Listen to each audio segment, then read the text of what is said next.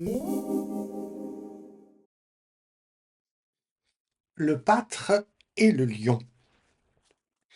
Les fables ne sont pas ce qu'elles semblent être. Le plus simple animal nous y tient lieu de maître.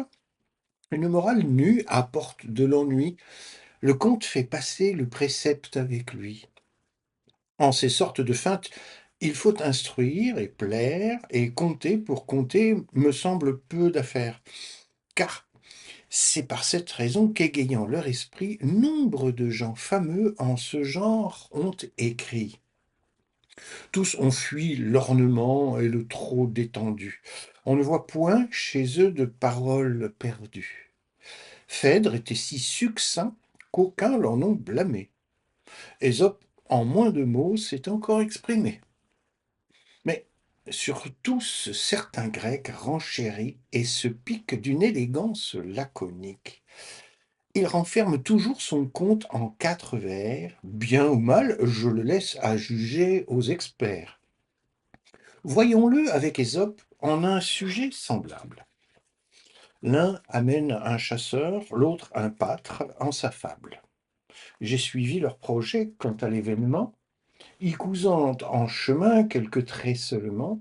Voici comment à peu près Ésope le raconte. Un pâtre à ses brebis, trouvant quelque mécompte, voulut à toute force attraper le larron. Il s'en va près d'un antre et tente à l'environ des lacs à prendre loup, soupçonnant cette engeance.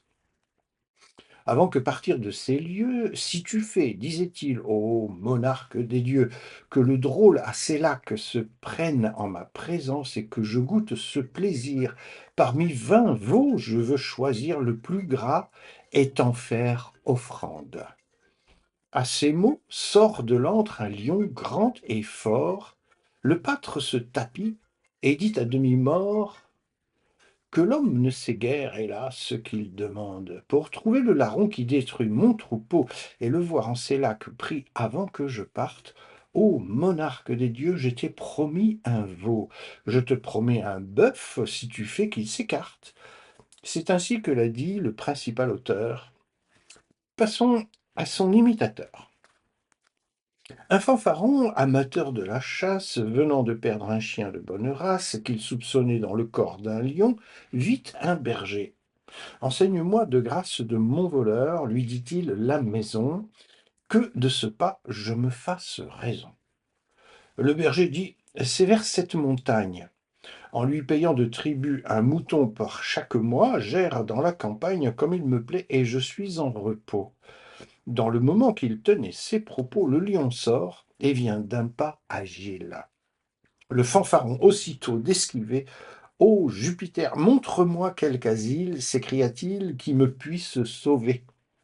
La vraie épreuve de courage n'est que dans le danger que l'on touche du doigt. Tel le chercher, dit-il, qui, changeant de langage, s'enfuit aussitôt qu'il le voit. Si cette fable vous a plu, n'hésitez pas à mettre un petit pouce ici, aussi un commentaire, et puis partagez et abonnez-vous à cette chaîne.